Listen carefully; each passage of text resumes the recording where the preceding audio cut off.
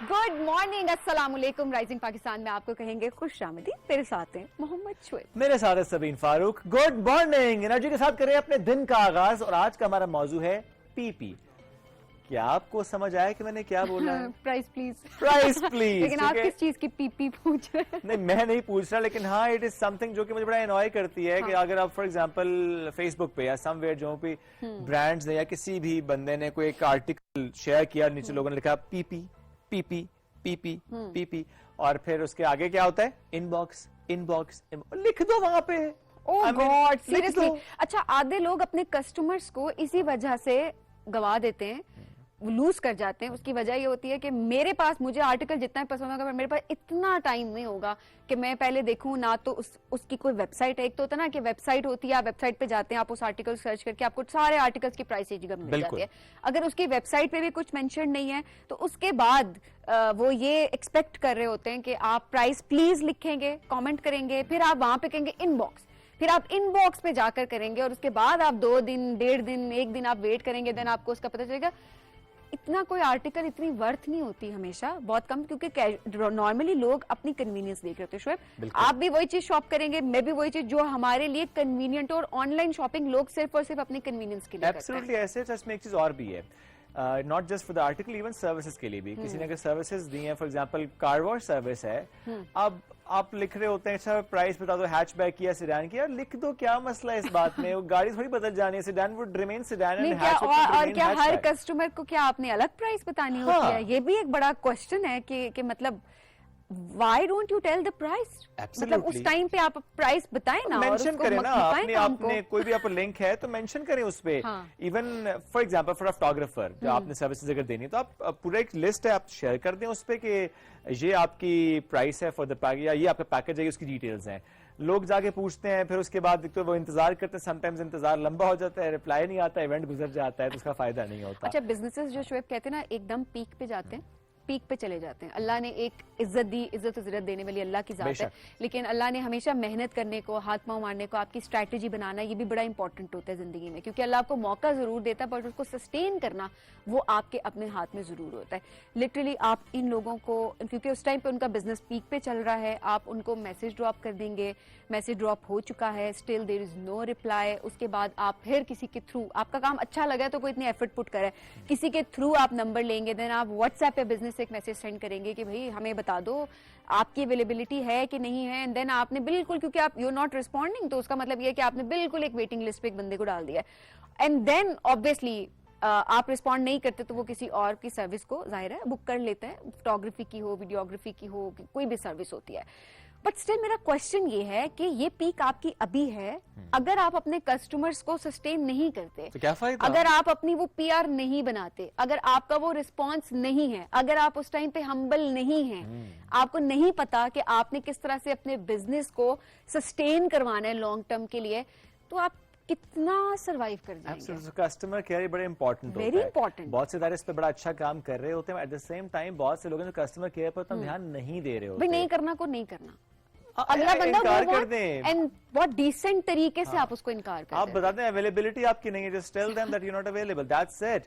लेकिन हमारे यहाँ होता है कि अगले को भी ना खामखा लगाया होता है, अच्छा नहीं बताते हैं, करते हैं, हो जाएगा, ऐसे कर लें, वैसे कर लें। सो इतना काम ना करें, काम खराब हो जाता है, एट द सेम टाइम वक्त जाया होता है आपका भी और उस बंदे का भी। सो अपना वक्त भी जाया ना करें, किसी और का वक्त भी जाया ना करें। Be very crystal clear, exact चीज बताएं। एक मसला हमारे यहाँ ये जरूर है कि वो कहते नहीं वो यहाँ पे डीलिंग होती ही ऐसे है, नहीं यार इसको चेंज करना पड़ेगा, हमें अपने आप को चेंज करना पड़ेगा, इस रवैये को बदलना पड़ेगा। बिल्कुल क्रिस्टल क्लियर बताया करें, ये काम ऐसे है, ऐसे होगा। डिलीवरेबल्स जो आपके होते हैं वो भी क्लियर होने चाहिए कि आप इसके अगेंस्ट में ये डिलीवरेबल है मेरे, तो ये क्लियर चीज होगी तो चीजें आगे बढ़ेंगी, अदरवाइज चीजें खराब होती हैं। मेक श्योर कि एक मैसेज में सब चीजें कन्वेड हो, ये भी बड़ा जरूरत है शुएब। मतलब हम सिर्फ इस पर्सपेक्टिव से बात करें कि अगर आप कोई नया बिजनेस स्टार्ट करना चाहते हैं, हम कस्टमर के पॉइंट ऑफ व्यू से एक बात है, we are not experts, but obviously हम सिर्फ और सिर्फ कस्टमर के पर्सपेक्टिव से एक चीज बताना चाहते हैं कि किस तरीके से जो है आप अपने कस्टमर्स को खुश कर सकते हैं, किस तरीके से आप उनको आगे के लिए सस्टेन कर सकते हैं, सो दैट वो आपके कस्टमर बन जाए। बड़ी इंपॉर्टेंट चीज होती है ना, जो एक दफा कोई चीज ऑर्डर करे या आपसे सर्विसेज लेने की कोशिश करे तो वो बार बार आपके पास आए। इट्स वेरी इंपॉर्टेंट कि आपकी स्किल्स क्या हैं और आप किस तरह से उनको ऐसा नहीं है कि हम अशोक मैंने अक्सर देखा है जो हमारे जो बिजनेसेस स्टार्ट होते हैं स्मॉल बिजनेसेस होते हैं वो एकदम ज़ाहिर है उनके कोई आर्टिकल पसंद आ गया एक अच्छी स्ट्रैटेजी थी तो ऑब्वियसली वो आर्टिकल पीक पकड़ गया तो बड़ा अच्छा डील कर रहे थे एंड देन वो रूड भी होना शुरू हो जाते हैं कस्टमर्स के साथ बिल्कुल उनकी सर्विसेज खराब होना शुरू हो जाती हैं मल्टीपल और वो सस्टेन नहीं कर पाते ट्रस्ट मी वो सस्टेन नहीं कर पाते और उनका डिक्लाइन स्टार्ट हो जाता है सो अगर आप सस्टेन करना चाहते हैं तो फिर आपको हर डोमेन में काम करना होगा चाहे कस्टमर केयर है वो चाहे मार्केटिंग है चाहे ब्रांड इमेज है चाहे आपकी प्रोडक्ट की जो एक क्वालिटी है वो कॉम्प्रोमाइज किसी भी डोमेन में नहीं होना चाहिए एनीवेज ये तो आज का हमारा पैगाम था तमाम ब्रांड्स के लिए भी तमाम उन पेजेस के लिए भी जो कि क्रिस्टल क्लियर बात नहीं करते हैं और सिर्फ वक्त ज़ाया कर रहे होते हैं अपना भी और कस्टमर्स का भी लेकिन आज के राइजिंग पाकिस्तान में बहुत ही ज़बरदस्त मेहमान ज्वाइन करेंगे लेकिन छोटे से आपको एक मैं टीजर दे देता हूँ कि आज एक ऐसे मेहमान ज्वाइन करेंगे जिन्होंने गाड़ी निकाली इस्लामाबाद से पहुंच गए लंदन ये इस्लामाबाद से लंदन का सफर वो कहानी आज होगी हमारे साथ लेकिन जुड़े रहिए राइजिंग पाकिस्तान में चूंकि बहुत से और मेहमान ज्वाइन करेंगे और बहुत सी और जबरदस्त मेहमानों के साथ साथ कहानियां तो करेंगे उन पर बात लेकिन इस ब्रेक के बाद रहिए हमारे साथ ये राइजिंग पाकिस्तान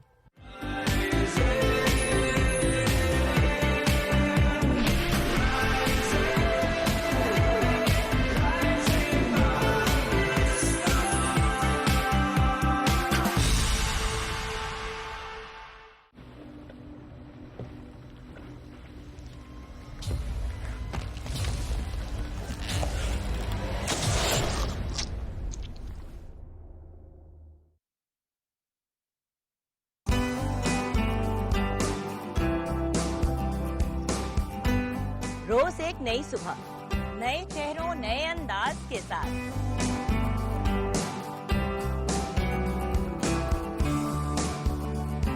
आपके मनपसंद सितारे होंगे हमारे साथ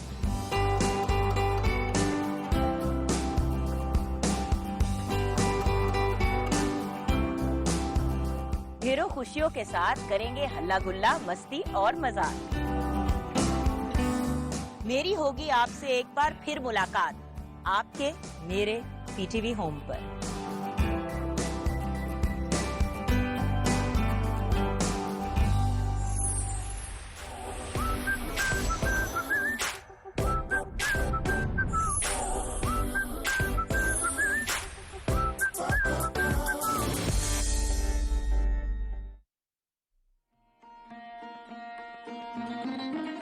रात गए पुरानी किताब के बोसीदा कागज की मखसूस खुशबू यादों के दरीचों से झांकती आपकी और हमारी मोहब्बत की दास्तानें साज की लय में लिपटे महकते गीत रातें भीगी हों उदास हो या जवान हो कॉफी की महक हो या चाय की प्याली से उठता ख्यालात का धुआं बात कुछ भी हो हम आपको यहीं मिलेंगे इस तिलिस्म होशरुबा में रात गए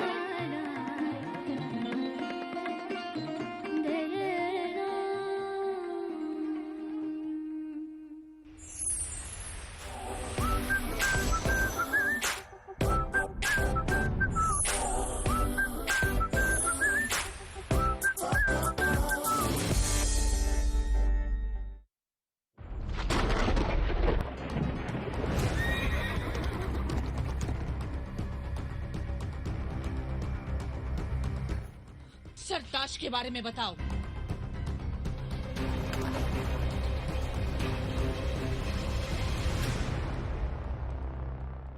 आसमान की तरफ मत देखो जमीन में रहो कीड़े मकोड़ों की तरह ऐसी औरत जिसके दुपट्टे से तमाशबीनों के नोटों की खुशबू आती हो वो तमाशबीन कल मुझे यहाँ तुम्हारी शादी की मुबारकबाद देने आएंगे आज कोई महफिल शहफिल नहीं होगी हमारी सलगलूद जंजीरों की झनकार बहुत दूर तक जाती है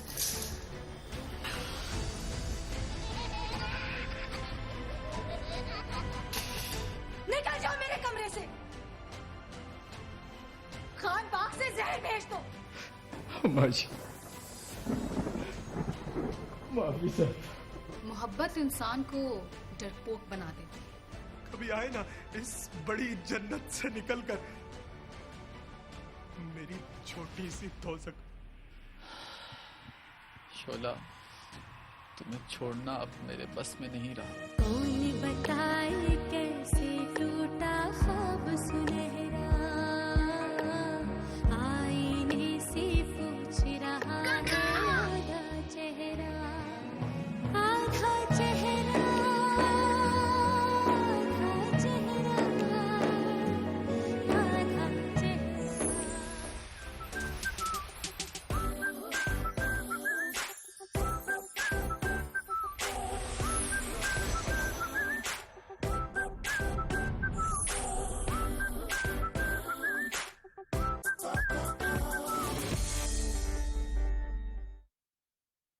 पचास बरस बीत गए।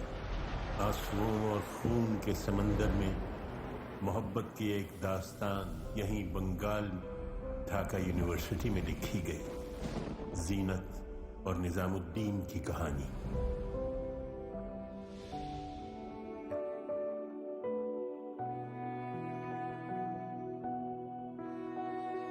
जो अल्फाज से अदा हो जाए मगर आंखों से बयां ना हो तो वो फिर प्यार तो ना हुआ। हमारा और उनका खून जुदा था, जुदा है, जुदा रहेगा। पाकिस्तान से मेरा विश्वास उठ गया है।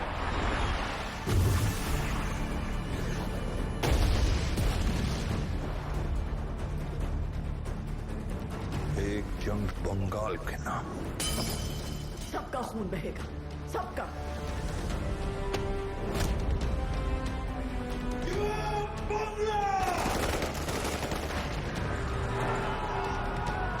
हम बांग्लादेश के जन्म की घोषणा करते हैं। जीनत के बगैर जिंदगी, जिंदगी तो ना हुई ना। मोहब्बत करने की इजाजत नहीं है हमें। बांग्लादेश पर आपका अधिकार हो गया है।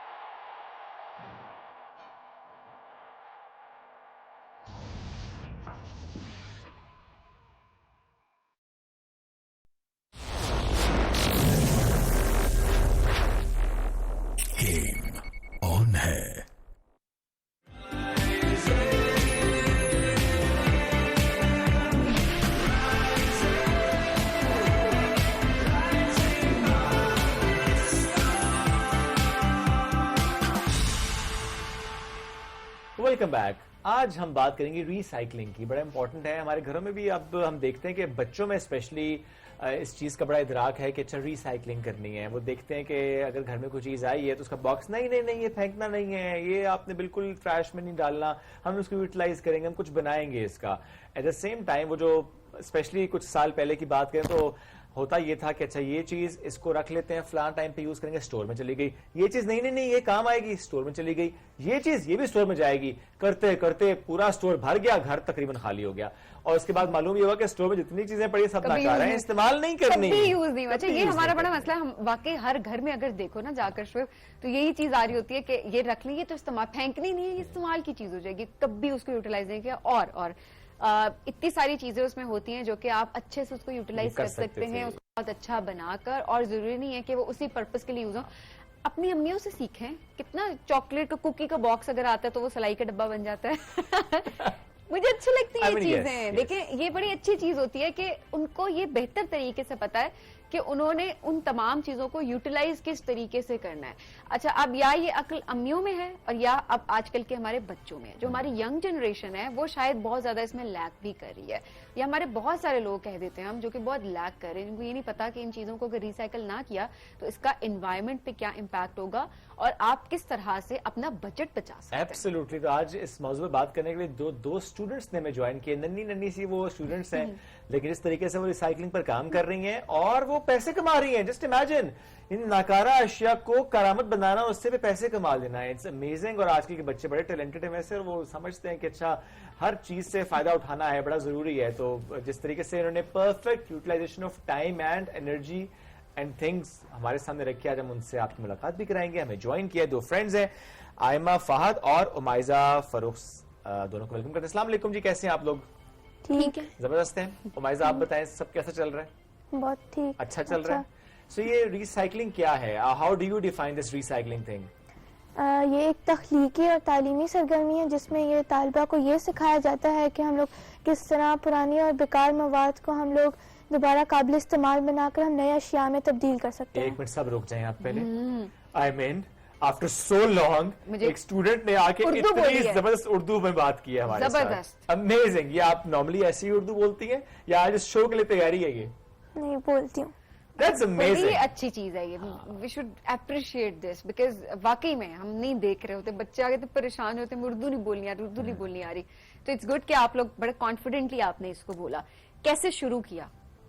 आप बताएं ये आइडिया कैसे आया कि रिसाइकलिंग करनी है? क्योंकि हमारे पास जो चीजें होती हैं वो हम फेंक देते हैं और वो ज़ाया हो जाती हैं, तो हमने सोचा कि हम उनसे कुछ बनाकर बेच सकते हैं, हमारा भी फायदा होगा।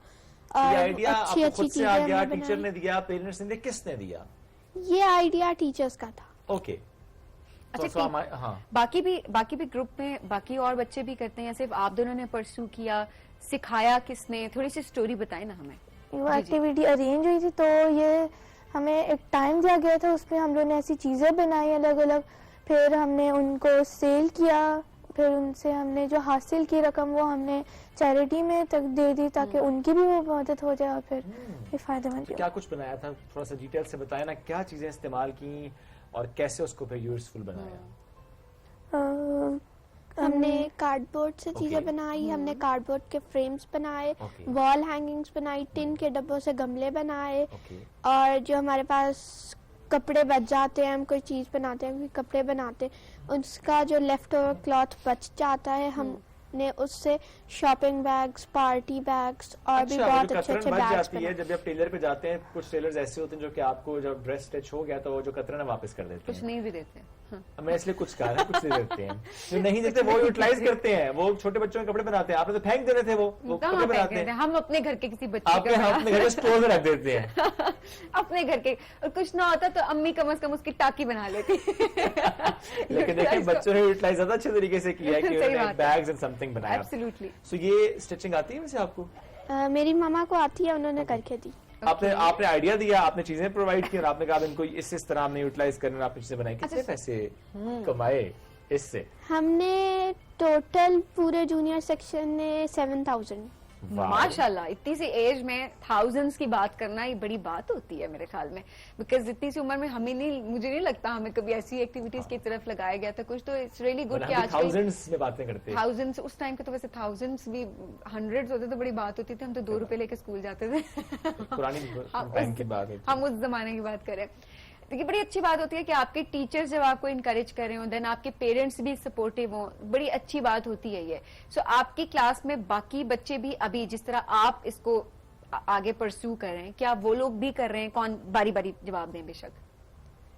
उन्होंने बना के दिए, मतलब मेरी मामा ने Okay. बैग बना के दिया हाँ। मुझे। वो उनके पास वेलवेट का क्लॉथ पड़ा हुआ था बचा हुआ। उनको टेलर का शौक है, मतलब वो ऐसे ही कपड़ा सिलाई करती है, उनको शौक है, सही। तो वो उन्होंने मुझे बना के दिया। ओके अच्छा, थोड़ा सा ऐसा आप बताएं कि हाउ गुड इज दिस, ये जो सस्टेनेबल डेवलपमेंट गोल्स की जब हम बात करते हैं जरा उसमें भी एक हिस्सा है कि हम एनवायरनमेंट को किस तरह से प्रोटेक्ट कर सकते हैं। Environment recycling is one of those things, तो आप इसको किस निगाह से देखती हैं?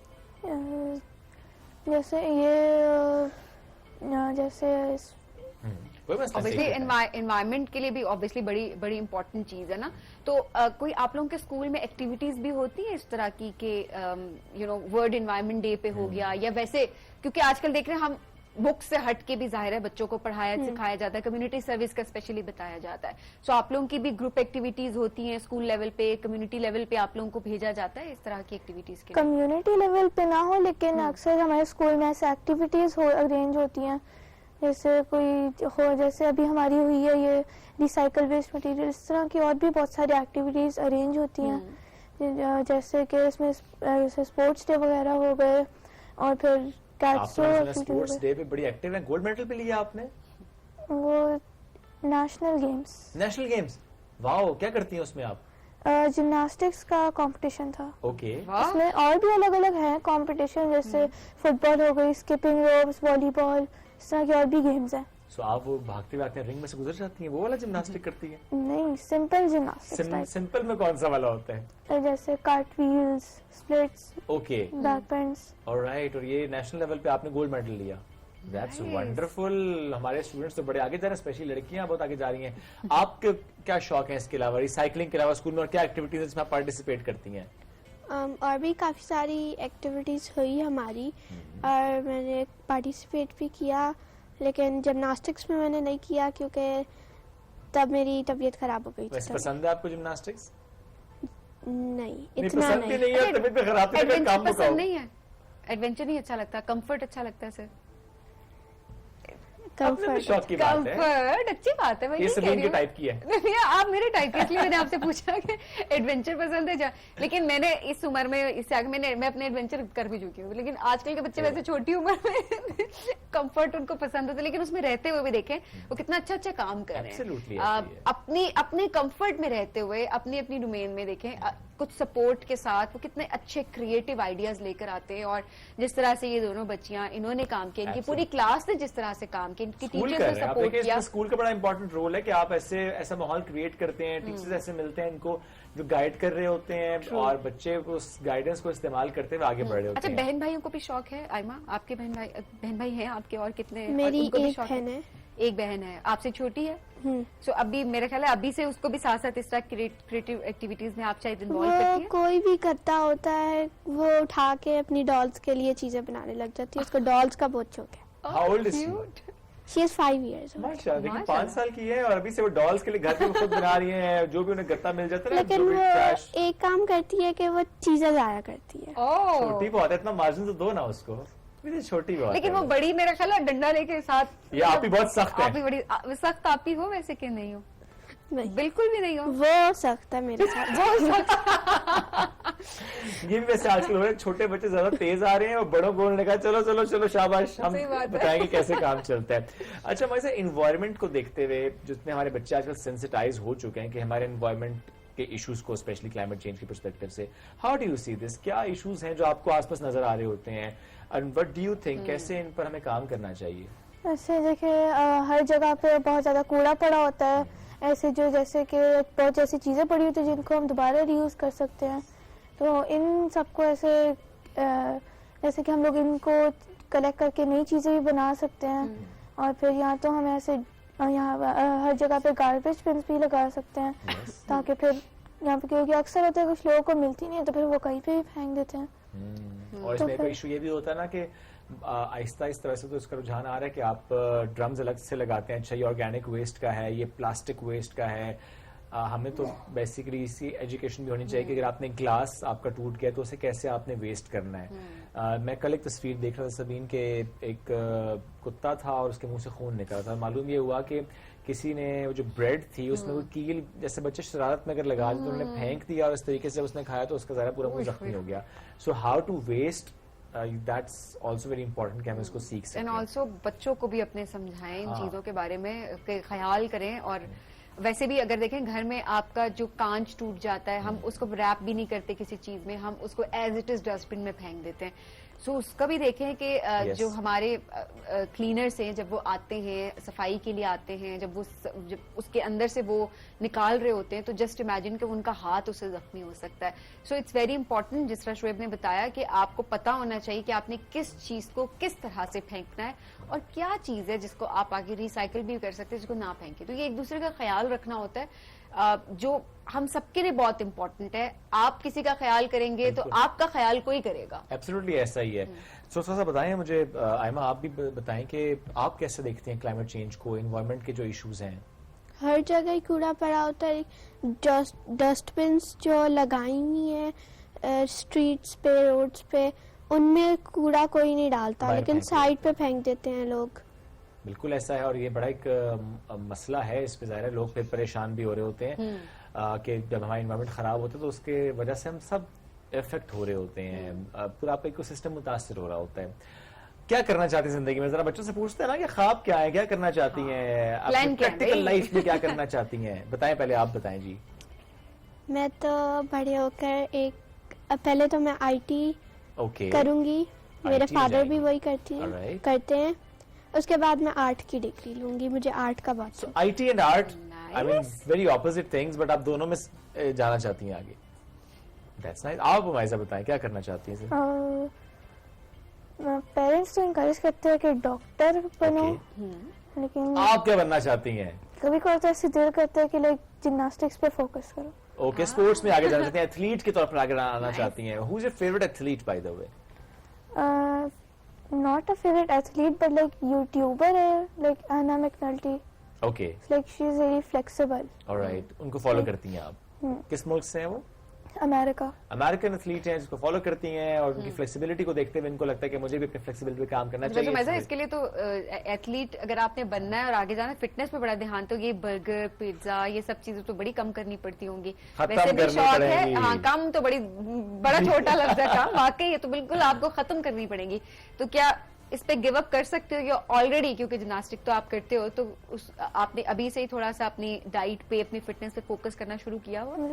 बीच में बीच में मतलब अभी इतना ज्यादा नहीं, बिकॉज ऑब्वियसली आगे जब प्रोफेशनली लेके चलना चाहेंगी तो उस लिहाज से फिर माइजा उसको फॉलो भी करी होगी। वैसे आप दोनों फूडी भी हो, क्या पसंद है खाने में दोनों को? मेरा तो फेवरेट पिज्जा है। पिज्जा, तो पिज्जे के बाद तो फिर और वो मैं कल खा के भी आई हूँ। Good, that's very nice. तो कितने दिन बाद आप कहते हैं कि आप क्रेविंग हो रही है पिज्जा की? या समटाइम्स होता है ना, कुछ बच्चे ऐसे होते हैं यही खाना है, सिलेक्टिव होते हैं, बस ये 2-3 फूड आइटम्स है, बस यही हमें खाने हैं। तो आप मैं तो सारे खा लेती हूँ, लेकिन पिज्जा एक सारे सब कुछ खा लेती हैं। टिंडे कब खाए आखिरी दफा? खाए होंगे पिछले मंथ। सब्जियां भी खाते हैं? खा लेती हैं, ये कितनी अच्छी बात है। देखिए बच्चे सब्जियां भी खा रहे हैं, आप भी खाने पीने में सब कुछ खा लेती हैं? घर में मम्मा वैसे घर में इतनी सब्जियां बनाती नहीं है। क्यों? मम्मी को खुद नहीं पसंद होगी?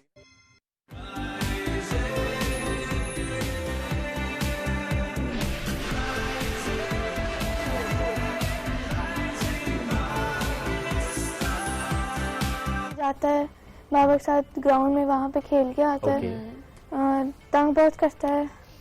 आपको या पेरेंट्स को? मुझे। क्या कहते हैं? पता नहीं, आके कभी फोन बंद कर दे, कभी किसी दोस्त के साथ कॉल पे हूँ तो फिर वो आके कॉल काट जाता है, कभी कुछ जैसे कोई चीज, ऐसे कोई पेंसिल से लिख रही हो तो पेंसिल उठा के ले जाता है। बहन भाई ऐसे ही होते हैं ना, चलते चलते आप अगर सो रहे हैं, आपने बड़ी मुश्किल से अपने आप को आप बिस्तर में हैं, ठंड हो रही है काफी ज्यादा, तो अक्सर भाई अंदर आते हैं, लाइट ऑन करके दरवाजा खोल के चले जाते हैं। कुछ होते हैं लाइट ऑन ना भी करे, दरवाजा खोल के चले, तो फिर वो आपके लिए अजियत होती है ना बिस्तर से निकलना। ये भाई ही शरारती है सिर्फ, मतलब ये बहनें ज्यादा भाई होते हैं, भाई बहनों को बहुत तंग करते हैं, सीरियसली ऐसी बात है ना। बहनें बड़ी मासूम होती हैं। ऑलराइट, मान लेते मेरी हैं। बहन तो नहीं है।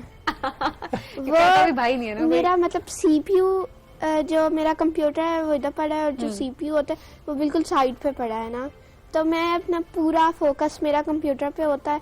मेरी बहन आती है उसको शट डाउन कर देती है, वो सेव ही नहीं होता और दोबारा लिखना पड़ता है। ये तो काम बड़ा खराब हो रहा है, लेकिन अब क्या करें, वो छोटी बच्ची है, वैसे बहुत ज्यादा कुछ कह नहीं सकते, लेकिन अभी से उसे कहना पड़ेगा, समझाना पड़ेगा, क्योंकि हमारे सेगमेंट में स्पेशली या हमारे शो के मुतालिक बच्चे बड़ा इंटरेस्ट ले रहे होते हैं कि अच्छा उनसे मुतालिक क्या बात हो रही है, हमारे टॉपिक्स भी उनके गिर्द घूम रहे होते हैं।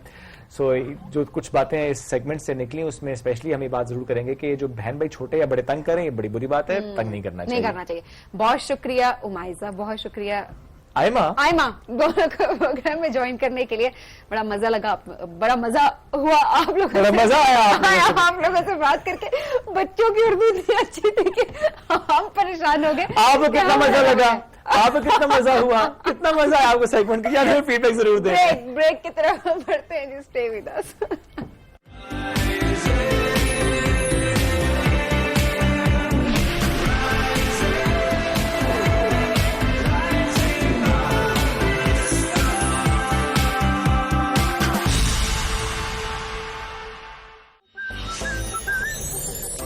सुबह 8 बजे से 9 बजे तक की नशरियात के लिए हमारे साथ ताबी किया है सेंसोडाइन।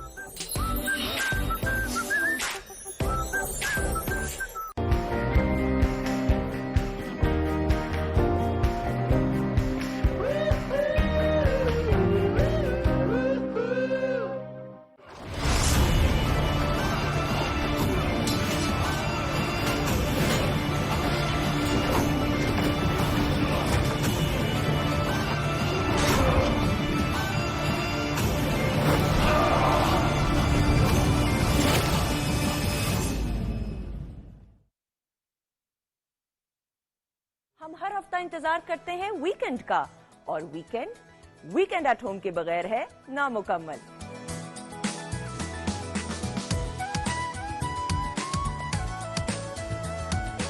जिसमें हम जानते हैं सितारों का हाल, सेहत की टिप्स और मुलाकात होती है आपकी मुख्तलिफ शोबों के नुमाया अफराद से।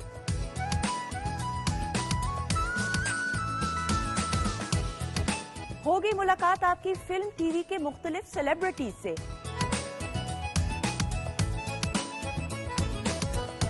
और होगी live singing. Complete package of weekend. तो देखना मत भूलिएगा वीकेंड एट होम, हर हफ्ता और इतवार सिर्फ पीटीवी होम पर।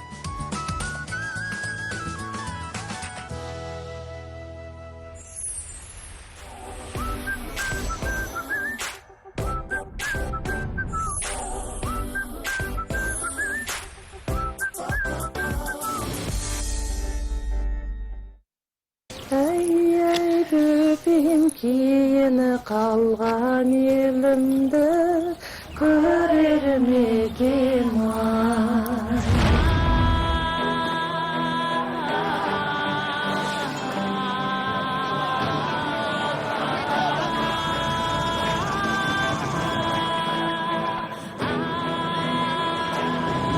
ये 10 कबीले 10 उंगलियों के मानिंद हैं, जो एक ताकतवर मुट्ठी की सूरत बना सकते हैं। अगर तुम उन्हें नहीं मारोगे तो फिर मारे जाओगे। तुम्हें बिल्कुल ऐसे वार करना है। हुजूर अली मकाम, उन्होंने आपको यकीन दहानी करवाई थी कि आप बेफिक्र रहें। आपका दुश्मन एक है और वो है खान अबुल खैर। मैं तुम्हारी जुबान से कभी भी अपने सामने उस गद्दार का नाम ना सुनूं।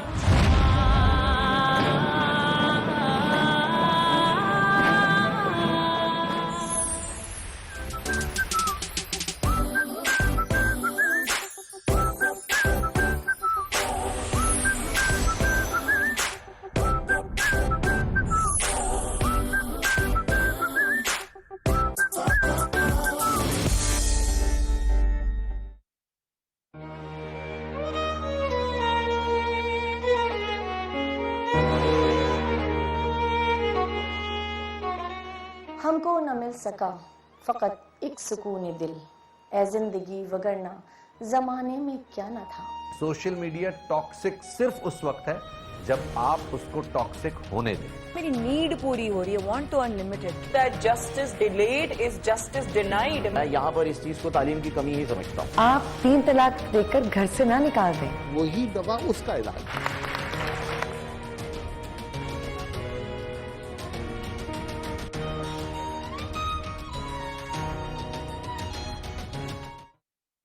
आखिर मसला क्या है?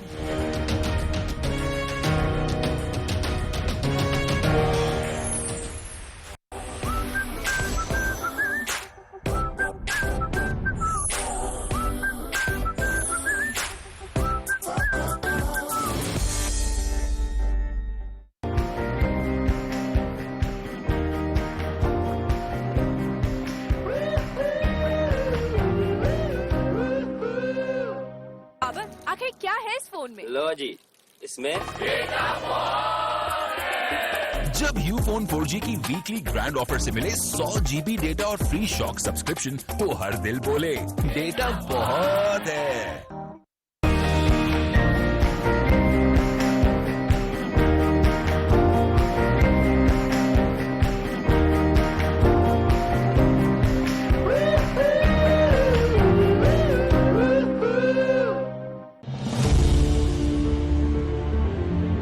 इस धरती से क्रिकेट का रिश्ता बहुत पुराना है। यहाँ हर धड़कन क्रिकेट के साथ धड़कती है। यहाँ हर लम्हा ये खेल जिंदा है और यहाँ की जिंदगी का अहम हिस्सा है।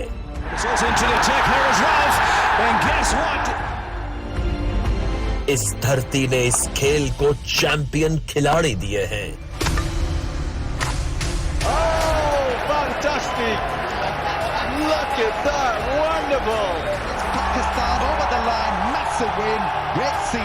ये धरती मुत्तादिद यादगार लम्हात की मेजबान बनी है।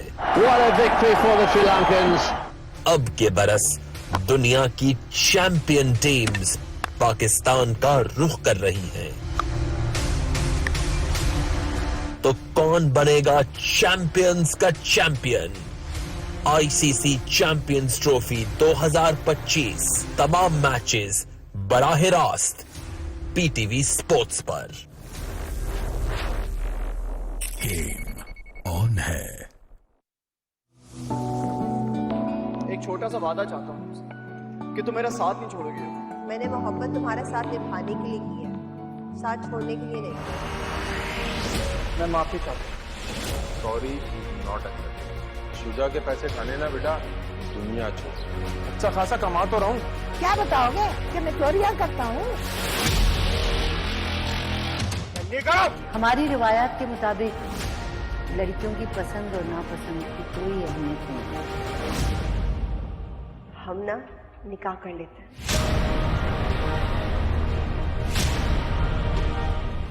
माँ मेरी जिंदगी बर्बाद होने जा रही है और आप लोग बैठे चाय पी रहे हैं। जुलेखा मैं तेरा सब कुछ छीन लूंगी। अली से ये क्या किया तुमने?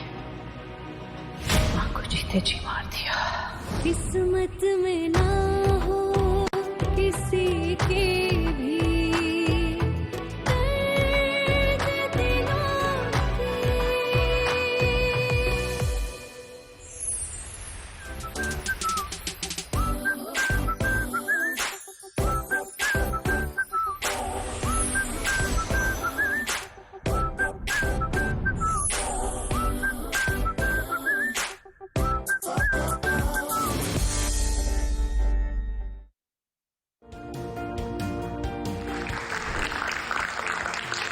दीवार के पार क्या है, नकाब के पार क्या है, इस बहस में मत उलझो।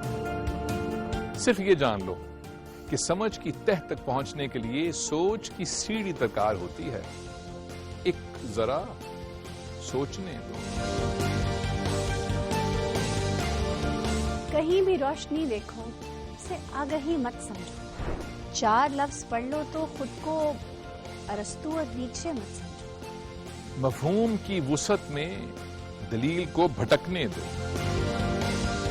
अपनी बेयकीनी को एक जरा सोचने दो।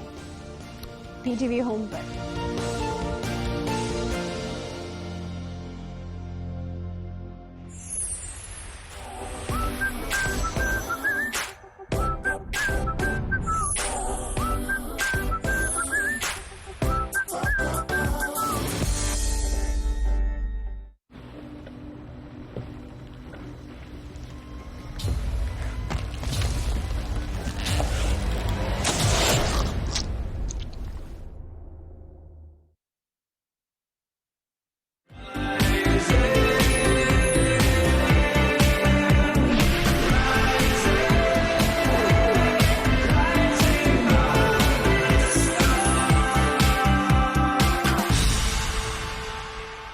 Welcome back after break. आज एक ऐसी मेहमान शख्सियत ने हमें ज्वाइन किया है कि जो लिखते तो हैं लेकिन इसके साथ साथ बहुत से और मुल्कों में जो लिखा जाता है वो हमारे नाजरीन तक पहुंचाते हैं इन अ वे कि फॉर एग्जांपल एक फ्रेंच नॉवल हो या इटालियन जबान में किसी ने कुछ लिटरेचर तहरीर किया हो, उसको अपनी जबान में उसका तर्जुमा करना ताकि हम लोग पढ़ सकें और देख सकें अच्छा वहां का लिटरेचर क्या है, वहां पर किस तरह के राइटर्स हैं, वहां किस तरह से काम हो रहा है। सो ना सिर्फ अपनी जबान में लिखना लेकिन दूसरी जबानों के काम को यहाँ तक पहुंचाना, ये है जो वो कर रहे हैं। सरफराज बेग साहब इनका नाम है, मुख्तलिफ मुल्कों में रह चुके हैं, अभी तो पेरिस से आए हैं, तो उन्हें वेलकम करते हैं। अस्सलाम वालेकुम जी, कैसे हैं? वालेकुम अस्सलाम, बहुत शुक्रिया।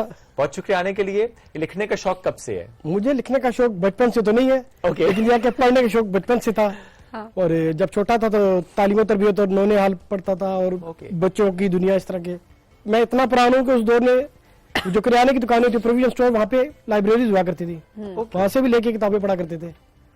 तो उसके बाद 92 में मैंने हल्की फुल्की शायरी शुरू की, फिर मैंने शॉर्ट स्टोरी लिखनी शुरू की क्योंकि मैं टूरिस्ट गाइड था पाकिस्तान में। अच्छा। तो 4-5 साल नॉर्दर्न एरियाज में काम किया। मैं फ्रेंच, इंग्लिश और इस तरह की लैंग्वेज में टूरिस्ट गाइड था।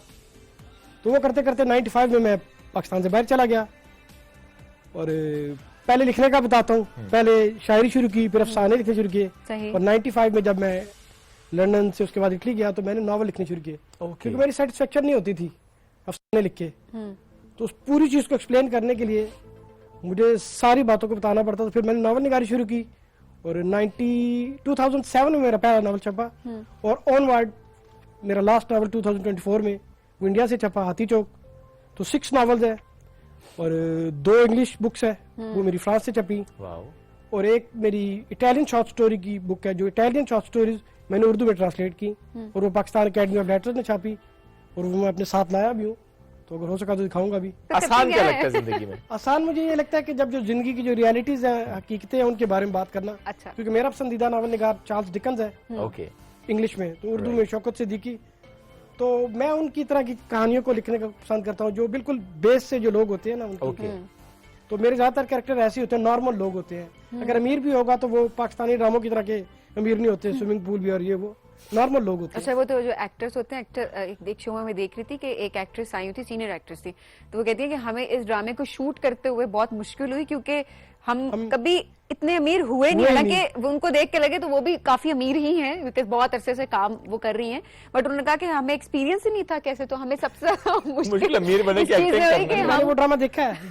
आपको समझ आ गई मैं किस ड्रामे की बात करी। तो उन्होंने कहा कि वो इतना अनरियलिस्टिक करके दिखाया हुआ कि हमें पता ही नहीं कि अमीर लोगों का घर कैसे होता है, इतने अमीर लोगों का वो खाते कैसे हैं, वो बात कैसे करते हैं, ऑल दैट। मेरा सेंट्रल आइडिया ये होता है कि जो चीजें मुझे पता है मैं वो लिखता हूँ।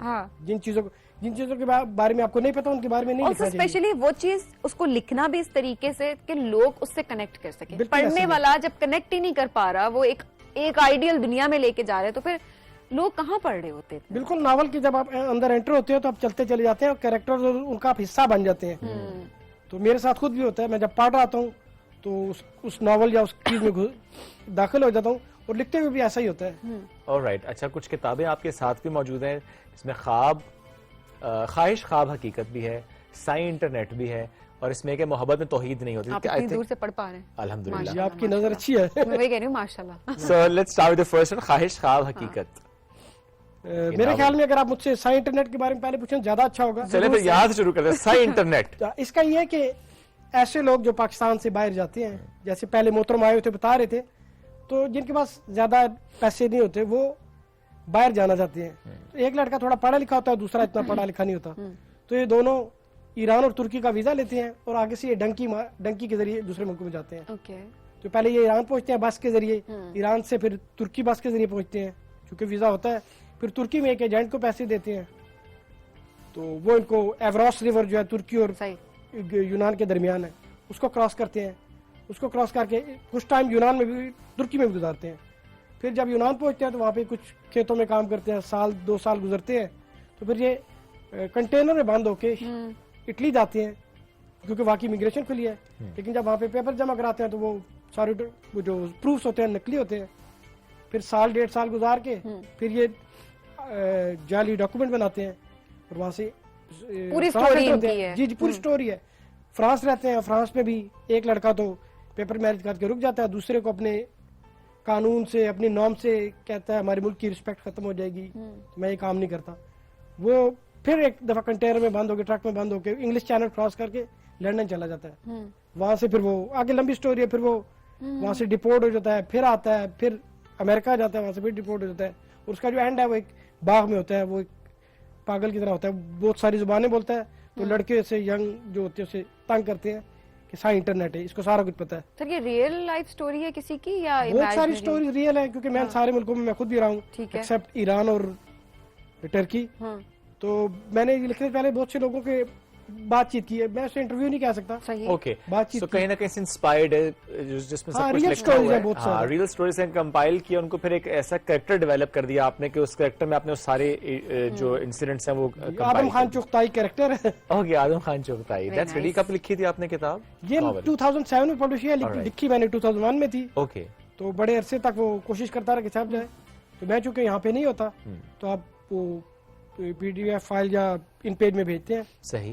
तो 7 साल लगे, लेकिन उसके बाद ऑनवर्ड मेरे नावल फ्रीक्वेंटली छपते रहे। तो ये पहला था पहला नावल। ओके, दूसरे पे आ जाते हैं, मोहब्बत में तौहीद नहीं। दूसरा मेरा नावल था पस्सी आईना, वो 9/11 पे लिखा मैंने क्योंकि मैं इटली में 13 साल रहा हूँ। उसके बाद मैंने जो नेक्स्ट नावल लिखा वो था मोहब्बत में तौहीद नहीं होती, जो ये पढ़ा है। बिल्कुल। तो इसमें क्योंकि इस तरह के नावल लिखना बड़ा टेंस हो जाता है जब आप इस तरह के नावल लिखते हैं, तो उसमें ये लव ट्रायंगल है जैसे पाकिस्तानी ड्रामास में अक्सर होता है, लेकिन मेरा जो उसका एंड है वो थोड़ा डिफरेंट था।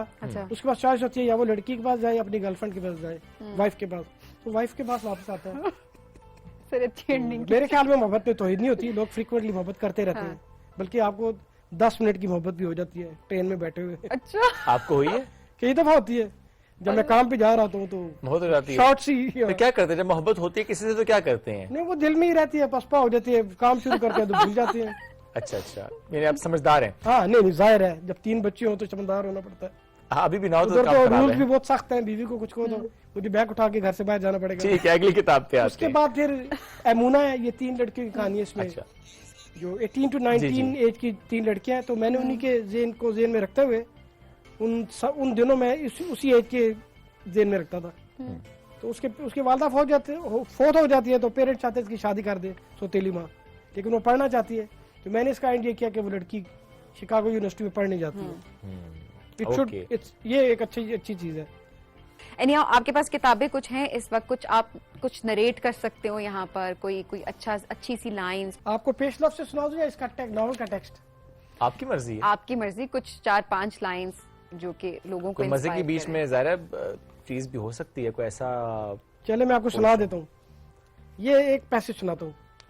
ये मेरे नावल सा इंटरनेट का पेश लफ्ज़ है, तो उसका मैंने पेश लफ्ज़ जो इब्तदाई सतरें वो क्या लिखी है। यूरोप एक ख्वाब है, जन्नत है, यूटोपिया है, लोग लाखों रुपया बर्बाद करके यूरोप आते हैं अपनी पुरस्कून जिंदगी बर्बाद करने। पिछले दिनों एक पाकिस्तानी नौजवान ने अमेरिका जाने के लिए एजेंट को 20 लाख दिए, अब वो 60 लाख तक चला गया। ये पुरानी लिखी हुई है, अदा किए। जो शख्स इतनी बड़ी रकम अदा कर सकता है वो कोई गरीब आदमी तो हो नहीं सकता। मार्को पोलो से किसी ने पूछा, तुमने अपनी किताब में अपने सफर की तमाम तफसीलात लिखी? तो उसने जवाब दिया, जो कुछ मैंने देखा ये उसका 5% भी नहीं। बिल्कुल इसी तरह जो तफसीलात मैंने यूरोप के बारे में लिखी है ये 5% से भी कम है। जबरदस्त सर।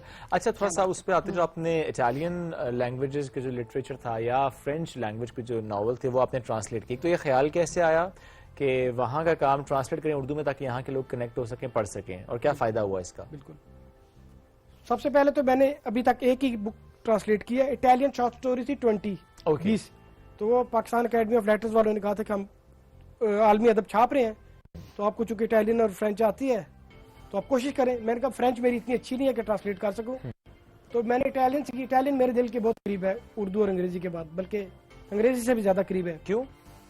वो जुबान जैसे लिखी जाती है वैसे बोली जाती है, और बड़ी, मैं उसे कहता हूँ ओपेरा की लैंग्वेज है। ओके। लिरिकल लैंग्वेज है सारी ना, क्योंकि इटालियन बहुत से लोग, ज्यादातर लोग हाथ से बात करते हैं। अगर आप उनके हाथ बांध दे तो उनकी आधी गुफ्तगू खत्म हो जाती है। अच्छा। तो वो मुझे अकेडमी वालों ने कहा, फिर मैंने उसको ट्रांसलेट करना शुरू किया। मुझे 6-7 माह लगे उसको लिखने में। तो जुबान का जो तर्जमा है वो बहुत बड़ी जिम्मेदारी होती है, क्योंकि शायरी करे उसका तर्जमा करे तो मस्त हो जाता है बिल्कुल सब। तो नसर का ये है कि जब आप तर्जमा करते हैं तो वो थोड़ी आसान होती है। बिल्कुल। तो आपके ऊपर जिम्मेदारी होती है कि आप कितनी ईमानदारी से उसके साथ काम कर सकते हैं, क्योंकि पाकिस्तान में बहुत सारे तराजिम हैं जो अंग्रेजी से उर्दू में तर्जमा किया जाता है। तो मैंने डायरेक्ट इटालियन से किया। पहले 2 ज़ख़ीम किताबें ली इटालियन अफसानों की जो मुझे पसंद थे, और वो लोग जो फोत हो चुके थे, क्योंकि कॉपीराइट रूल होता है। तो वो सेलेक्ट करने के बाद मैंने ट्रांसलेट किए। और मुझे ख्याल क्यों है, क्योंकि मुझे अकेडमी ने कहा था, मुझे खुद भी शौक था। तो उसका फ़ायदा ये हुआ कि मुझे 40,000 रुपये मिले। अभी मिले नहीं है, चेक जमा कराया हुआ है, तो पता नहीं कब मिलेगा। तो ये मेरी वाहिद अदबी काविश है जिसके मुझे पैसे मिलेंगे। बाकी सारों पे मैंने पैसे खर्च किए, ये फ़ायदा हुआ। तो मुस्तकबिल में मेरा इरादा है कि जोवानी बोकाचो की शॉर्ट स्टोरीज को ट्रांसलेट करूंगा। आपने पता नहीं उसका नाम सुना है कि नहीं। उसने एक बुक लिखी है डिकैमरॉन, जी 800-700 साल पहले का वो अफसाना निगार है। तो उसके 100 अफसाने हैं, वो मेरी ख्वाहिश है कि ट्रांसलेट करूंगा। और अगला काम मैंने किया तो वही करूंगा इंशाल्लाह। Sir all the best for that as well. It was nice having you. अच्छा लगा आपसे बात करके। इसी तरह अच्छा काम करते रहिए, और काम जब वो कर रहे हैं तो आगे तक पहुंच भी रहा है, न सिर्फ अपने नॉवेल्स बल्कि जिस तरह हम तर्जुमे की बात करते हैं। एक ब्रेक की तरफ बढ़ना है, ब्रेक से वापस आएंगे। रहिए हमारे साथ। ये राइजिंग पाकिस्तान।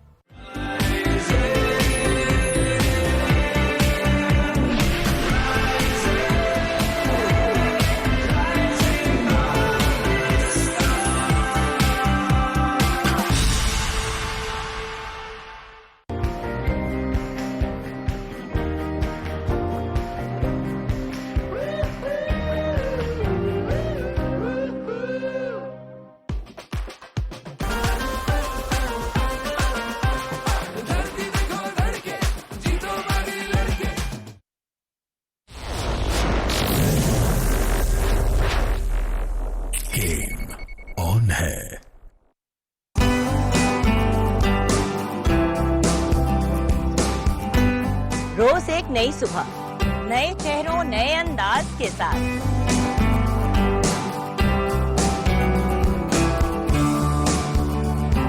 आपके मनपसंद सितारे होंगे हमारे साथ।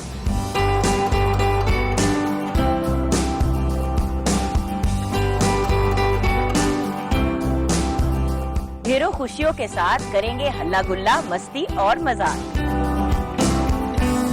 मेरी होगी आपसे एक बार फिर मुलाकात, आपके मेरे पीटीवी होम पर।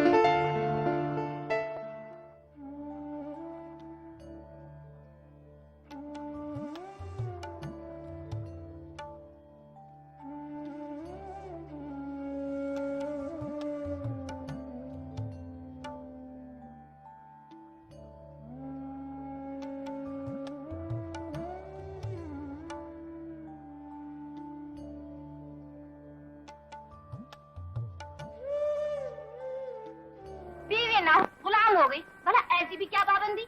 मैं सेठ इरशाद की बीवी होती तो 4 ही दिन में सारा कस्बा निकाल देती। को देख के शर्म से ये मासूम नजर झुक जाती है। जब तक दुनिया बाकी है हम दोनों साथ निभाए। बेगम आपा की अलमारी से निकाला एक पंच 2 काज वाली बात है। हमारी मुश्किलें भी आसान हो जाएंगी और ये लड़की भी निकल जाएगी।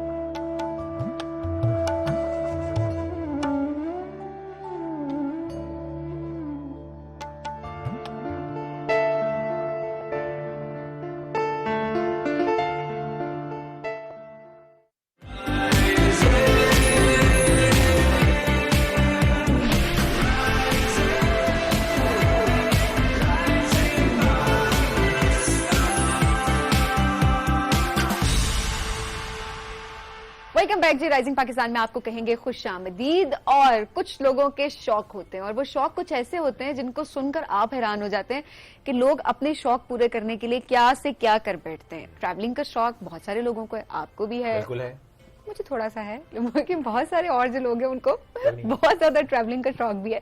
सो हम देख रहे होते हैं जो नॉर्दर्न एरियाज पाकिस्तान के गए या कोई पहाड़ियां किन्होंने कुछ लोगों ने सर की, और ऑब्वियसली हर एक की अपनी अचीवमेंट जरूर होती है, तो वी रियली एंजॉय दैट। लेकिन जो आज की स्टोरी है वो बड़ी यूनिक है और लिटरली जब मैंने सुना तो मैं बहुत ज्यादा इंटरेस्टेड हो गई कि कैसे ये इन्होंने कर दिखाया। Absolutely. अपनी गाड़ी पर लंदन तक का सफर। अब जस्ट इमेजिन, ये तकरीबन 29 दिन की जर्नी है। पाकिस्तान से इसका आगाज होता है, ईरान, टर्की, स्विट्जरलैंड, लग्जमबर्ग, कुछ मुल्क में बीच में स्किप कर रहा हूं, एंड देन लंदन में पहुंच जाते हैं।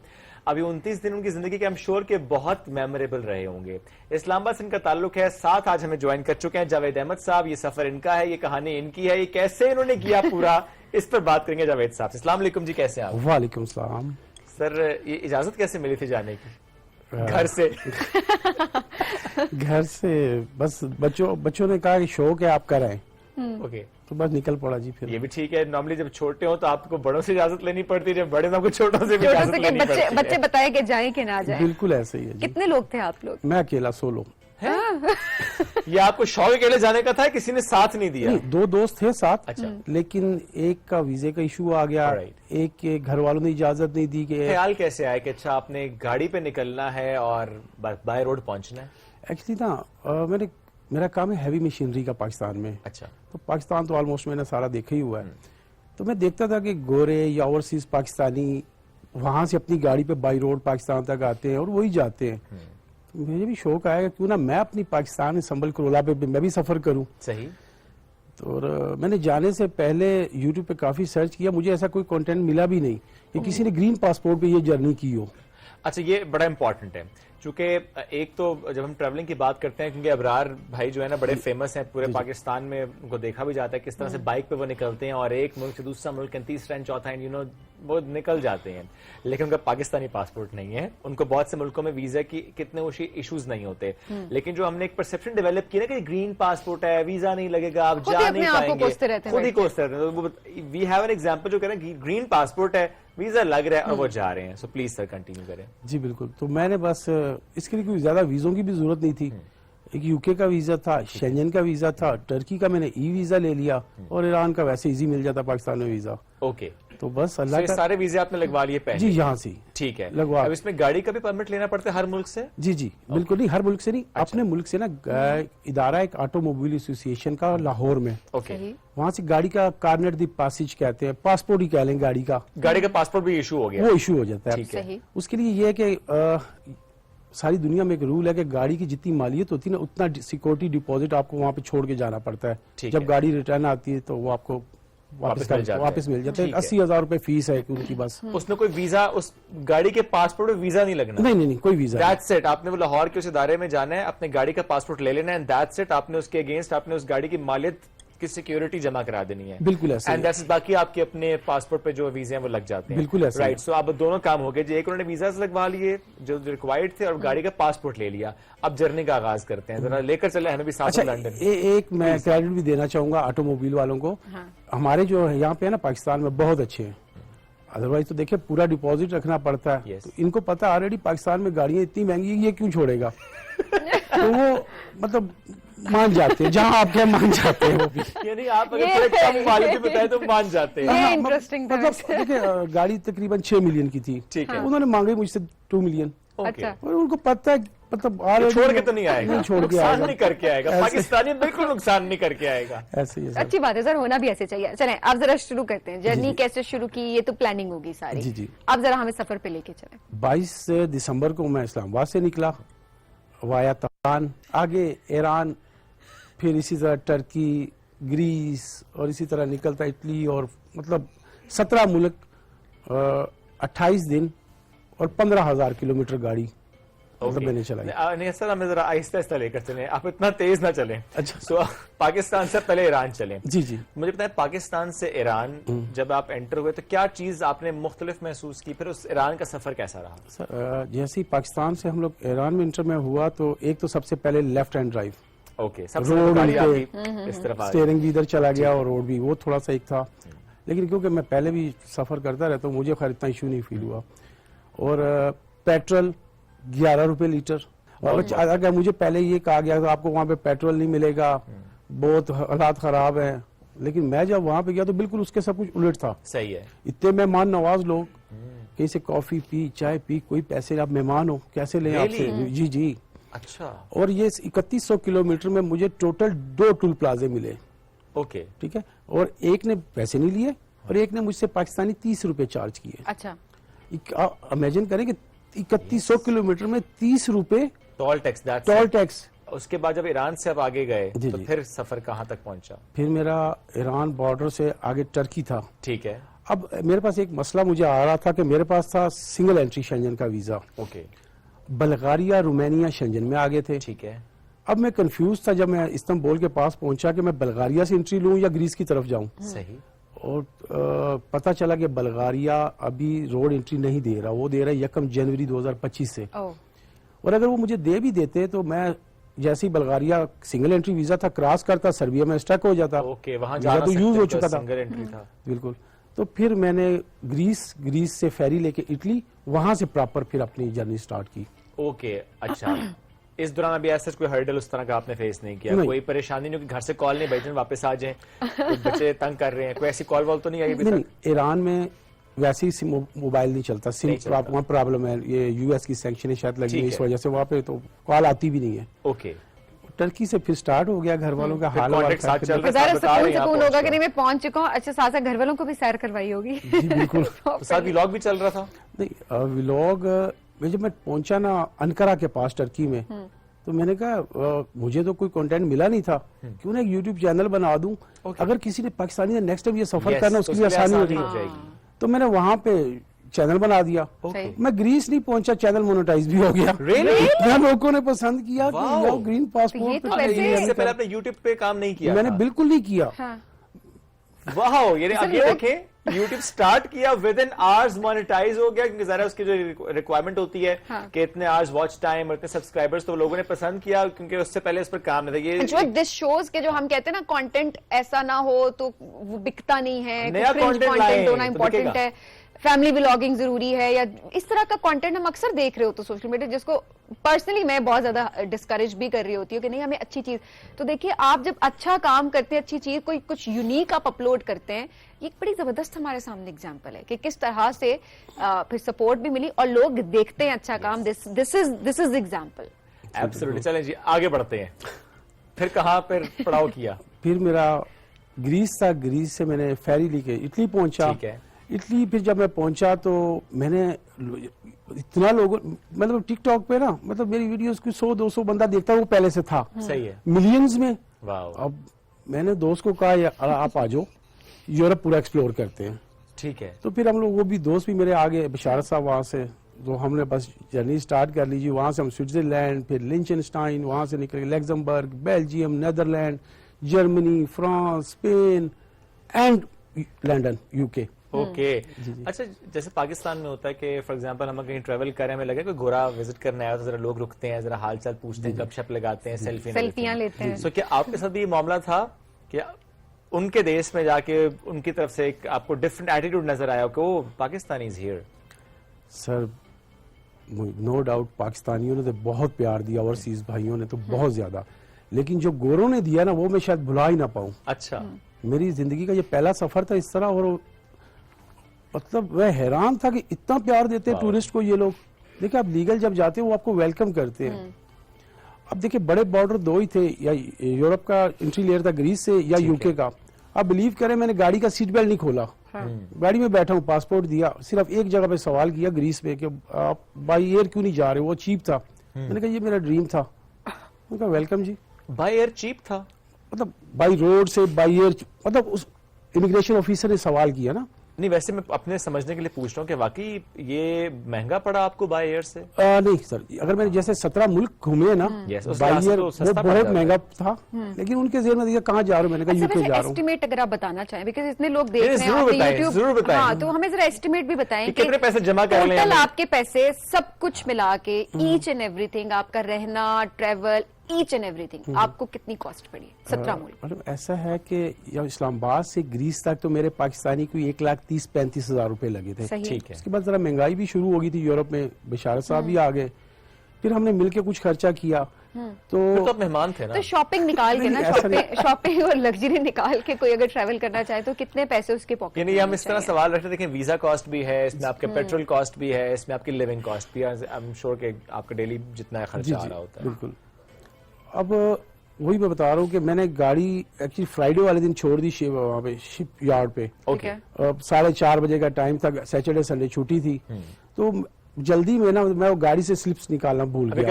अभी कैलकुलेट नहीं की वो किया। अंदाजा कोई? तकरीबन अंदाजन 1.67 मिलियन। ओके। तकरीबन 16-17 लाख रुपए। 16-17 लाख। इसमें सबसे बड़ी कॉस्ट है गाड़ी की शिप वापस, मैंने बाई शिप कराची मंगवाई है। ओके। उसमें कोई 1400 समथिंग पाउंड। अच्छा, और अगर यही अगर आप बायर प्लान करें तो उसमें कितनी कॉस्ट हो जाती है तकरीबन? 17 मुल्क आप घूमे तो अराउंड एस्टिमेटेड ये 3 मिलियन प्लस में आप चले जाएंगे। ज्यादा बिल्कुल ऐसे ही है। देखें, इट्स अ ह्यूज डिफरेंस, और एक्सपीरियंस अपनी जगह पे है। मैं एडवेंचर तो जाहिर हो गई जो हालात होते, स्पेशली अकेले जाना, मैं तो हैरान इस बात पे हूँ कि चले दोस्त साथ हो तो आप एंजॉय करते हुए जाते हैं, एक सपोर्ट होती है और सब कुछ आप देख रहे होते हैं। बट वाकई एक बड़ा दिल चाहिए इस जर्नी के लिए जो आपने की है। एब्सोल्युटली, मतलब बहुत से लोग शायद इस स्टोरी के बाद कोशिश भी करेंगे, जिनको घूमने फिरने का बहुत शौक है, जो ट्रेवल करते हैं, वो चाहे फिर गाड़ी पे जाए चाहे बाइक पे जाए। मैं तो कहूँगा गाड़ी पे जाना जरा बेहतर है, थोड़ी सहूलत रहती है। Bike for me is a little tough. Also Shoaib, जो ख्वाब पूरे करने की बात होती है, तो मुझे लगता है साहब आपने भी जब कभी जिक्र किया होगा तो बहुत सारे लोग ये बात जरूर कहते होंगे कि ये क्या मतलब क्या बात कर रहे हो, क्या सोच रहे हो, ये तो पॉसिबल नहीं है, या ये बंदा कहाँ जाएगा। डिस्करेज करने वाले बड़े लोग होते हैं, डीमोटिवेट करने वाले, बेशक वो कंसर्निंग वे में, बट वो आपके ड्रीम्स को सपोर्ट नहीं कर रहे होते। बिल्कुल ऐसे ही है। आपने एक्सपीरियंस ये किया था? बिल्कुल। यहाँ पे काफी दोस्तों ने मुझे, जब मैंने कहा कि मैं निकल रहा हूँ, कहते क्या बात कर रहे हो यार, ऐसा कैसे पॉसिबल है। इवन अच्छा एक और मेरे से इत्तेफाक हुआ कि मुझे किसी दोस्त ने कहा था कि आप जो टर्की का ई वीजा ले रहे हो, बाई एयर तो एयरपोर्ट पे मसला नहीं है, लेकिन बाई लैंड आपको प्रॉब्लम होगी, वो आपको वापस भेज देंगे। अच्छा। तो मैं टर्की एम्बेसी का यहाँ पे जो अंतालिया इनका है ऑफिस, वहां चला गया। तो मैं उनको कहा जी इस तरह मैं जा रहा हूँ, बाई रोड जा रहा हूँ, कि मुझे ई वीजे पे प्रॉब्लम तो नहीं होगी, क्योंकि यहाँ से 5000 किलोमीटर में ड्राइव करके जब बॉर्डर से पता चले इस पे एंट्री नहीं है। अच्छा, तो वो आगे से क्या कहती है खातून जी, अच्छा बाई रोड भी जा सकते हैं। तो मैं हैरान रह गया उसकी बात सुन के कि आप यहाँ पे बैठे हो, आप हमें बताओ। मैंने कोई मुझे खातर खा जवाब नहीं दिया। और कहते हैं आप अपने इमिग्रेशन से जाके पूछ लें। अब इमिग्रेशन वालों को क्या एतराज, पाकिस्तान वालों को वीजे तो मेरे पास थे, उन्होंने तो जाने देना था, मसला तो वहाँ की इमिग्रेशन का मसला हो सकता था। अच्छा, इस सारी जर्नी में ना हमें जो सबसे पहले स्विट्जरलैंड में कपल मिला। अच्छा। तो उन्होंने जो प्यार दिया ना, मतलब वो बहुत ही, आपको स्टोरी सुनाऊं ना तो आप सुनाइए जी। हम ट्रक शॉप पे वहां पे रुके, तो खातून जो थी ना वो गाड़ी का नंबर देख के गूगल पे सर्च कर रही थी, ये कहाँ का नंबर है। तो हम भी आ गए, हमने कहा क्या सर्च कर रही है, कहती कहाँ से आया, हमने कहा पाकिस्तान से। तो उसने अपने हस्बैंड को गाड़ी से बुलाया। ओके। तो इतना उन्होंने प्यार दिया, मतलब आधा पौना घंटा हम खड़े रहे उनके साथ। तो नंबर भी मतलब हमने दे दिया उनको, उन्होंने मांगा, क्योंकि वो कह रहे थे हमारा प्लान है कि हम भी पाकिस्तान का ट्रैवल करें। उन्हें साथ बिठा के नहीं, खैर वापसी आपकी गाड़ी पे नहीं थी ना। अच्छा, तो हम लोग जैसे ही होटल पहुंचे ना, तो शाम को उनकी कॉल आ गई, अगर कल आप लंच पे हमारे यहाँ आए। अच्छा, वाह। तो मेरे साथ जो दोस्त है बिशारत, मैं उसे देख रहा हूँ कि यार मतलब इनका खाना हमारा थोड़ा है, हम देख ही रहे, अभी बात नहीं हमने की। फौरन से वो कहते हैं हमें पता है आप मुस्लिम हो, हम आपके लिए हलाल कब अरेंज करेंगे, अब घर आएंगे। अच्छा, अब नेक्स्ट डे हम घर गए उनके पास, तो उनके हस्बैंड कह रहे हैं कि रात से ये आटा गूंदना सीख रही है कि तुम मुस्लिम लोग चपातियां खाते हो। और चिकन ज्यूरिच से उन्होंने मंगवाया और स्पेशल दिखाया, ये देखिए हलाल चिकन ज्यूरिच आपके लिए मंगवाया, और राइस बनाया, हमारे साथ खाया। ये जो उन्होंने प्यार दिया ना, ये चपाती कैसी थी? अच्छी थी, अच्छी थी, बिल्कुल अच्छी थी जी। और आई मीन जाहिर है वो रूटीन में नहीं बनाती होंगी, खुलूस से अगर बनाई हुई थी तो बिल्कुल साइज में जरा छोटी थी, लेकिन वो बहुत सर वो तो फिर आप बड़ी रोटी खाते हो पाकिस्तानी मर्दों का ये तो बड़ा मसला है ना, रोटी अगर पतली हो, ये क्या है, तो एक निवाला था हमारा, ये भी बड़ा मसला है। इससे मर्दों में ना डाले, होता है जनरली आपके घरों में अगर चपाती साइज बड़ी हो तो आपको बड़ी पसंद आ रही होती है चपाती, वरना आप कहते हैं कि छोटी चपाती है जी। नहीं, मैं आपको छोटी स्टोरी सुनाता हूँ।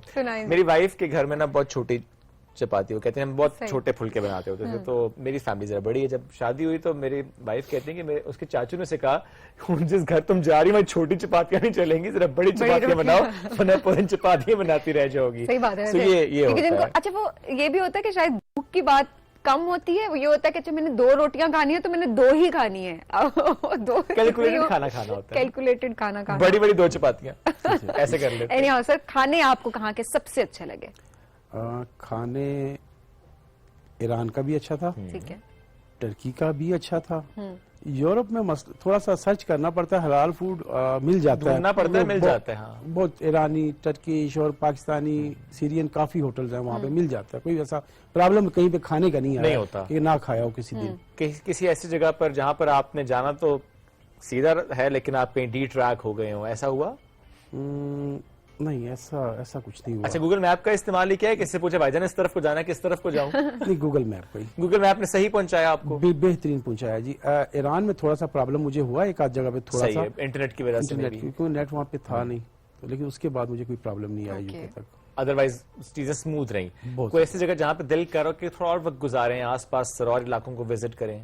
हाँ, स्विट्जरलैंड खूबसूरत था, ऑस्ट्रिया, मतलब लग्जमबर्ग, मतलब काफी मुल्क ऐसे थे कि जहाँ पे दिल करता था कुछ और वक्त गुजारें।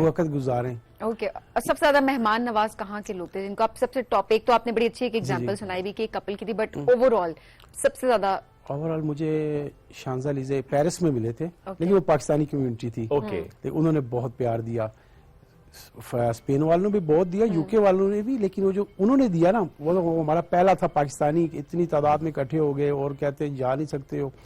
वो कहते थे कि आप गाड़ी के पैसे मांगो, गाड़ी छोड़ के जाओ यहाँ पे, पाकिस्तानी गाड़ी है, पाकिस्तान इस्लामाबाद का नंबर लगा हुआ, फर्स्ट टाइम कोई इस्लामाबाद से यूरोप में आया। अगर आप चाहते हो ना कि हम चलाए नहीं, तो हम नहीं चलाते, ये गाड़ी सिर्फ आप हमसे पैसे ले लो, गाड़ी पाकिस्तान एम्बेसी में छोड़ दो वहाँ पे कि लोग आगे देखें। अच्छा, ये इतना उन्होंने मुझे, बल्कि एक शो भी हुआ था वहाँ पे FP 92, उसमें भी उन्होंने कहा कि आप मांगे पैसे, लेकिन जब यहाँ से आप गाड़ी लेके जाते हैं ना ऑटोमोबाइल वालों से, आप एक एफिडेविट देते हैं कि मैं अपनी चीज अपने मुल्क वापस लाऊंगा। तो अगर इस तरह की जब कोई हो जाए ना, तो फिर नेक्स्ट टाइम आप अच्छा इंप्रेशन नहीं जाता कि यहाँ से लेके गए थे वहाँ छोड़ आए गाड़ी। लीगली आप बाउंड हैं, तो इट्स वेरी इम्पोर्टेंट कि आप वो सब चीजों को फॉलो भी करें, और शायद इसलिए आपका सफर भी इतना अच्छा रहा क्योंकि आप हर चीज बहुत लीगल तरीके से आप फॉलो करते रहे। जहां आप गए वहां भी इज्जत मिली, बहुत ज्यादा लोगों ने मेहमान नवाजी भी की, क्योंकि आप किसी गलत तरीके से नहीं गए थे। अब इस यूट्यूब को आगे लेकर चलना है, आप किसी और तरफ को सफर करना है? अभी भी सर मैं आपको दिखाऊं ना, हजारों के हिसाब से मैसेज पड़े जिनका हम अभी तक रिप्लाई नहीं कर सके उन दोस्तों को, मुश्किल हो जाता है ज्यादा। और कुछ जिनके साथ हमारे राब्ते हुए, कुछ दोस्तों के साथ, वो बिल्कुल तैयार है, सिर्फ वो कह रहे थे हमें पता नहीं थे, बॉर्डर एक्सपीरियंस और कार्नेट ये हमें बस बता दें। मैं तो कह सकता कॉन्वॉय की सूरत में जाएं अब आप ऐलान कर दें कि अगला ट्रिप हमारा यहाँ का है, मतलब इन डेट्स का है, तो पूरे पाकिस्तान से जो जाना चाहता है वो अपनी गाड़ी लेके पहुंच जाए। छुट्टी देंगी मुझे आप? दे देंगे 29 दिन है हम सब, आप हमारे लिए अच्छे 29 दिन बहुत ज्यादा है, लेकिन चले आप हमारे लिए अच्छा सा कंटेंट क्रिएट करें। I would love to do that. अगर आप मुझे अलाउ करते तो मैं उनसे कहूंगा कि जब आप नेक्स्ट टाइम जा रहे हो मैं भी अपनी गाड़ी साहब आप इनको बता दीजिए, ये भी क्या याद करेंगे, नेक्स्ट प्लान करें कोई। सर आप बस travel with Javed YouTube channel search कर लीजिएगा, उसमें सब कुछ आ जाएगा इंशाल्लाह, कोई मसला नहीं है। और ये अगर आप सीधा जाएं यूके तो टोटल 7 दिन का सफर था। नहीं हम आहिस्ता आहिस्ता जाएंगे, रुक रुके हम चपातियां भी खाएंगे, मेहमान नवाजी भी इंजॉय करेंगे, लोगों से मिलेंगे। हम क्यों जल्दी जल्दी में जाएंगे, जब आराम आपने आराम से इतना जाएंगे। एक्सपीरियंस बता दिया, वो जाहिर है हर कोई वो एक्सपीरियंस करना चाहता है कि वो अच्छी चीज है। आप यकीन नहीं कर पाएंगे, कभी बाई रोड गए ना, जब वहाँ पे देखेंगे खास और पाकिस्तानी गोरे भी जो जो आप यकीन नहीं कर पाएंगे कि मैं वही बंदा हूँ जो मतलब क्या मुझ में पहले भी आया हूँ, कभी इस तरह नहीं, अब क्या हुआ है। सिर्फ Just क्या because of this thing. कि पाकिस्तानी गाड़ी थी, पाकिस्तानी पासपोर्ट है मेरे पास। इस बात पे मेरा तलक वैसे मंडी बहाउद्दीन से है, तो वहाँ पे मंडी बहाउद्दीन की कम्युनिटी भी बहुत है, बहुत ज्यादा है। तो उन्होंने इस बात पे भी कहा कि हमारे मंडी का बंदा यहाँ पे आए और हम इसे रिसीव ना करें, तो बड़ा प्यार दिया जी उन्होंने। माशाल्लाह। ये आपके पास इंटरनेशनल ड्राइविंग लाइसेंस था? जी इंटरनेशनल, ये इस्लामाबाद से बन जाता है। बन जाता है वो तो, अगर आपका लाइसेंस बन जाता है और उसके थ्रू फिर आप बाहर भी कहीं जाते तो आप ट्रैवल कर सकते हैं, ड्राइविंग कर सकते हैं। और आपका चूंकि पहले भी एक्सपीरियंस है बाहर का, तो ट्रैवलिंग ड्राइविंग आपको उस तरह से कोई इशू नहीं हुआ। अच्छा, इस दौरान कोई ऐसा और वाकया जिसको आप शेयर करना चाहते हैं हमारे नाजरीन से, इस पर्सपेक्टिव से कि अगर आप भी ट्रैवल करें तो इस चीज का ख्याल रखें? वो ये भी हो सकता है कि अच्छा ये चीज आप गाड़ी में लाजमी रख लें, अगर आप डूज एंड डोंट्स। हाँ, डूज एंड डोंट्स। अब ये पाकिस्तानी गाड़ी थी मेरे पास, ये गाड़ी जो थी ना, ये ईरान से यूके तक कहीं पे भी नहीं है। ठीक है। ये एक मतलब पाकिस्तान में ये करोला चलती है। ठीक है। मतलब ऑयल आपको चेंज करवाना पड़ेगा, ऑयल फिल्टर साथ रख लें, टूल किट साथ रख लें, और सोलो मेरी तरह कभी ये सफर ना करें। आप बोर हुए थे? नहीं, देखिए सर, इंसान है ना, बीमार हो जाए, कोई एक्सीडेंट हो सकता है, कुछ भी हादसा हो सकता है। देखिए नए रोड, नए इलाके, नए मुल्क, आपको कुछ पता नहीं है। मैंने तो चले कर लिया, तो मुझे इस चीज से सबक मिला कि अकेले नहीं करना चाहिए था, कम से कम 2 या 3 बंदे हों। सर बल्कि इसमें आप यूं करें ना कि आपके हर मुल्क में एक दोस्त होना चाहिए। फॉर एग्जाम्पल आप जब यहाँ से ईरान जाए तो ईरान के दोस्त ज्वाइन करे आपको, ताकि आपको टूर भी अच्छा दे। ईरान की बॉर्डर पे भाई खुदा हाफिज, बहुत शुक्रिया। टर्की वाले दोस्त को कहे पहुंचो बॉर्डर पे, वो आपको लेके जाएगा दूसरे बॉर्डर पे। हाँ, तो जो एंटी सोशल लोग हैं वो क्या करें फिर? पहले सोशल हो ना, वो घर बैठे। देखो इतने 17 मुल्कों के कहाँ वो जाके दोस्त ढूंढते रहे, मिल जाते हैं सभी। It's an ideal situation. I am sure जितने आप सोशल हैं शोएब, आप मेरे तो है अल्हम्दुलिल्लाह, तो मैं तो दोस्तों को पहुंचे बॉर्डर पे। 100% श्योर कि इनको वो 17 के 17 मुल्कों में इनको कहीं ना कहीं कोई ना कोई जरूर मिलेगा। हाँ, तो सोशल लाइफ नहीं, आपके इतने मुल्कों में दोस्त होने चाहिए। आप कहीं जाए तो आपको गूगल से सारा ठीक है, इंपॉर्टेंट होता है, बट अदरवाइज अगर वहां का सर आप भी वैसे सोशल होना, आप ज्यादा हो गए होंगे सोशल लोग, देखिए एक एक्सपोजर भी तो बड़ा इंपॉर्टेंट होता है ना इस तरह के ट्रैवल के बाद, कॉन्फिडेंस आपका बढ़ रहा होता है अपना। बिल्कुल ऐसी है जी, जाने से पहले तो मुझे था कि पता नहीं क्या होगा, जा पाऊंगा नहीं जा पाऊंगा, लेकिन जब ये हो गया अब तो मैं कह रहा हूँ मैंने छोटा प्लान क्यों किया, मैं वर्ल्ड टूर का प्लान क्यों नहीं किया मैंने। लंदन तो चले ही गए, थोड़ा आगे निकल जाते। और बिल्कुल ऐसा ही है, लेकिन पीछे भी बच्चे हैं ना, आपको बताया। सो ये बच्चों ने फिर कोई रास्ते में फरमाइशें की कॉल करके कि आप बाबा इस मुल्क में पहुंच गए, अब ये आपने इस मुल्क से लेकर आना है, ये इस मुल्क से लेकर आना है, आपने खुद ही से ले ली चीजें? नहीं, मैंने खुद ही से ले ली। बच्चे अच्छे हैं जी, माशाअल्लाह। पापा घूमने गए, वो घूमे, एंजॉय करें। Thank you so much for joining us today. और उनके YouTube पे जाके बाकी उनकी जर्नी देख सकते हैं। हमने कोशिश की थोड़ी थोड़ी बात आप तक करें, तो अगर चपाती आपने देखनी है या आपने उनकी जर्नी की बाकी मामलात देखने YouTube पे देखे जाके, तो YouTube पे आप देख सकते हैं। हमें दीजिए इजाजत, दोबारा मुलाकात आपसे करेंगे कल। बहुत सा ख्याल रखिए, दुआ में याद रखिए। अल्लाह हाफिज।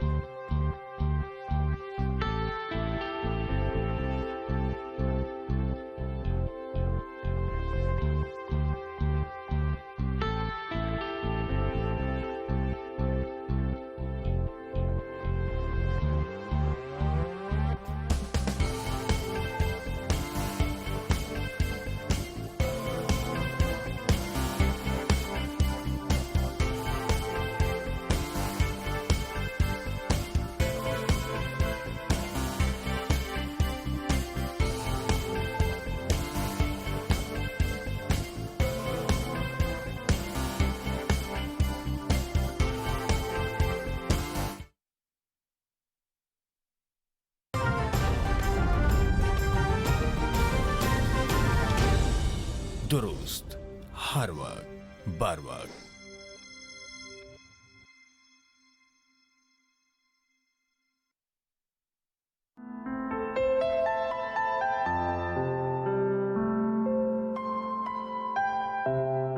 अफराद के हाथों में है अक़वाम की तकदीर। हर फर्द है मिल्लत के मुक़द्दर का